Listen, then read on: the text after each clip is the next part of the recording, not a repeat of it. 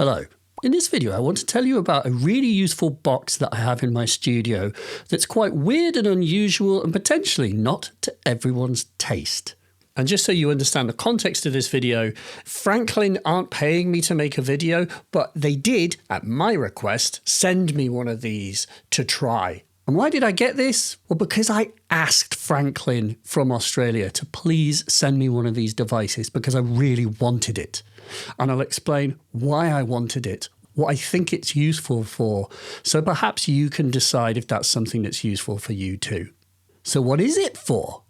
Well, the SS6 is a device that has 6 stereo or mono inputs. And what comes out is whatever you choose with the big switch. Why would you want that? Well, you might want to have 6 devices on your desk and connect them to your computer and record them one by one without having to unplug any cables or repatch a Patchbay or adjust channels on a mixer. I can have an MS-20 flip to my mod wave.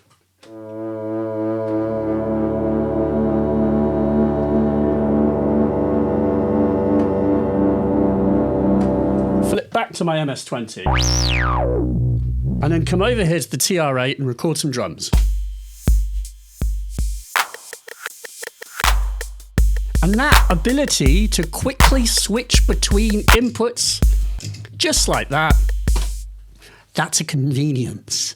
That's a flow enabling option because a Patchbay would do a similar thing. And what a Patchbay is, in a weird analogy, is like teleporting all the inputs and outputs of your device into the same like small space in physical space so that you can have things patched in all the time. And if you had an audio interface that had 12 inputs, as this does, then you could absolutely just leave them all connected.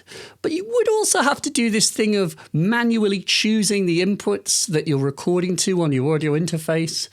Whereas what this lets you do is create like a template in Ableton Live where you have like, I don't know, 32 tracks. You set all their inputs to be inputs 3 and 4, for example, which is the input that this is going in on. And then you can just kind of get lost tracking and layering things one by one, selecting what you want to record, recording it, moving back to the next thing you want to record, recording it, and with the minimum of context switching or like administration. You're not setting up a new channel, choosing the other input. Oh, which one is it? It's 8 and 9 for this thing or 7 and 8 for this thing. Or, do you know what I mean? You're not doing this kind of administrative head scratching. You're just quickly selecting things and recording them one by one. And your first thought might be, why don't you use a mixer? And the answer is you absolutely can use a mixer. That's totally fine. But the reality is that a mixer will, to some degree, color the inputs that you record. But I would argue that in a way that is just not worth thinking too much about.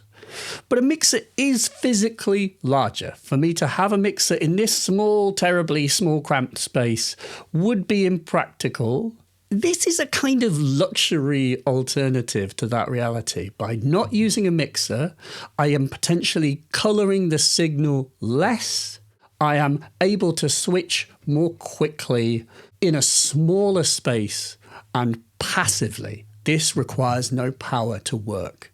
What this actually is a thing called a DI. And what a DI does is it takes line level equipment and it runs it through transformers, which are these little wound passive devices inside the device, and then it outputs them at mic level.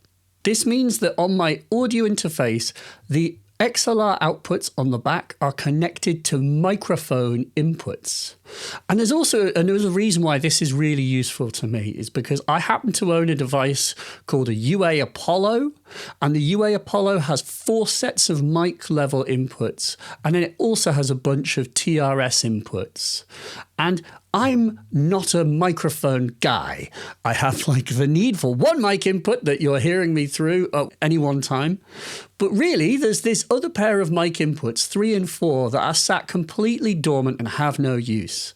And so actually, it's very useful to me that the SS6 makes use of inputs 3 and 4 that are otherwise dormant. And I now have the ability to run a boatload of things through them in a really convenient way. The other thing I can do, because I own a UA interface, that is one made by the company Universal Audio, then I have the ability to instantiate coloring effects on the mic input. Like I can turn the mic input into a Neve preamp, for example. And so the ability to also color this in a way that my Universal Audio interface enables, I also find really useful and powerful.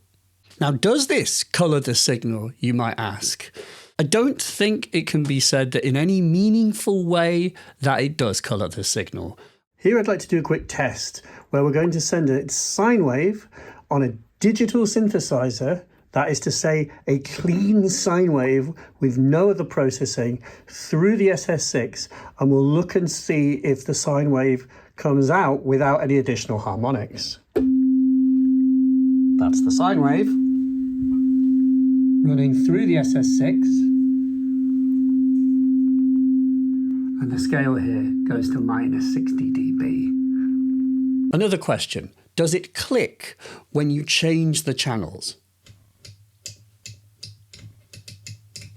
No, it doesn't.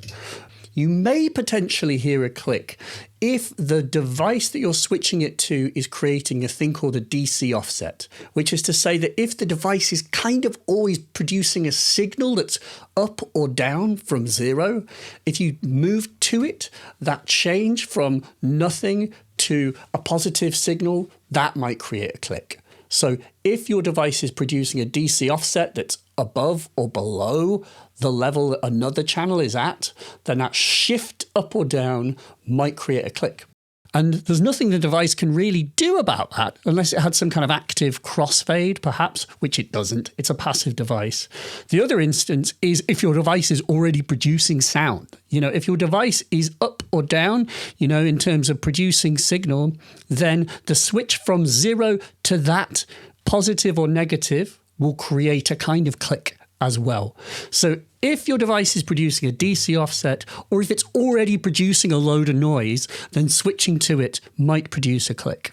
But the inherent device, no, it's good. That means potentially you might be able to use this live. For example, if you had a bunch of keyboards and you wanted to flip between one to the other, that's something to think about. That's an additional headspace you may or may not want. But if you did consider this as a live tool, just know that it doesn't actually click unless your device might be producing a DC offset. There are some other benefits on this device, like it has a thing called a ground lift, which is designed to try and reduce buzz. I haven't noticed any buzz of any kind. You can connect mono devices to this. You connect them to the black left input, and they are copied through to the right. So the MS-20 is mono, the Mod Wave is stereo, absolutely fine. There is another pair of outputs on this device called through. And these through connectors are pre-DI. They are a copy of the input signal exactly as it was. And therefore, that means they are line level. And that through connector might be really useful if you do want to go into a line level device, like some kind of Zoom recorder or the channels of a mixer. These XLR outs on the back are mic level. So if you don't want to use them and you do want a line level signal out that's just like the one that you sent in, then you can use the through connectors. And you can actually do so at the same time. This device is made by a company called Franklin, who are based in Australia. And I can say from a build quality perspective, this is bomb-proof. Like this connector, this switch on the top, it feels incredibly solid. If I sort of try to push it right and left, it is bolted to this metal enclosure. It has feet on the bottom that stop it from being pushed around. It feels utterly bomb-proof to me. And also in terms of feel as well, just to communicate the feel of it, you know, there's a really pleasing and definite notch for all of these little positions. You know, it's a satisfying, assured position it clicks to. It's very solid and reassuring and has a kind of expensive feel. Not dissimilar to like the octave switches on something like a Mini Moog Voyager, if you ever mess with those, or indeed a Mini Moog. Similar kind of vibes to this. Very pleasing, very like definite and quite chunky in its feel. They're not mugs. They've obviously chosen and made a really nice feeling part. And it's very definite. It's detented and assured, feel-wise. And now, a final thing, as I've been talking about this and saying nice things about it, is there anything that I would change? What's bad about it?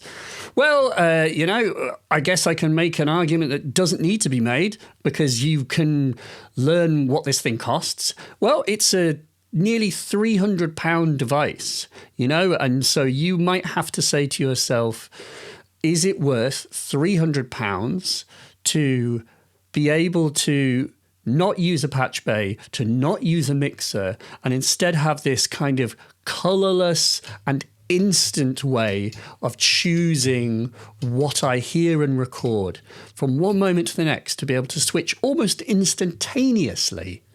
You might have to ask yourself, is that convenience worth nearly £300 to you? And a decision like that has to be weighed up in light of whether you feel that you will make music in a more flow-enabled way as a result. That, I think, is why this exists, to, you know, try and exemplify Mihaly Csikszentmihalyi's flow concept. Does this let you forget about you, where you are, the room you're in, and help you record music in a way that is faster, in a way that becomes truly thoughtless? And I do mean that in a good way, that you just forget about where you are and what you're doing and just go this, and now this, and here we go, I've made a whole track. So have I had that experience? Yes, I have.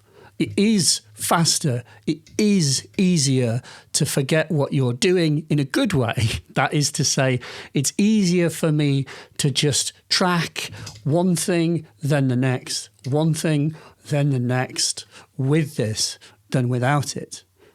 The only thing that I would be like, it would be nice if, I think it would be nice if all these connectors were on the back. And I want that because I'm using this in a desktop configuration. As you may or may not be able to see, I have it on a desktop and I have some gear in front of it and just to the side of it.